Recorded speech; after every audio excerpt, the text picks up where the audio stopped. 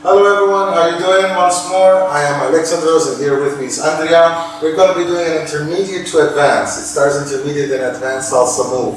I'm going to call it something change behind the back, because the first little trick is changing behind the back, and it's a very nice way to switch hands. And then the rest goes to intermediate to advanced. And like always, first we're going to do it in this video to music, and you can see it here in the info cards and in the description for you to learn it with count, no music, and the full lesson. So let's go to music.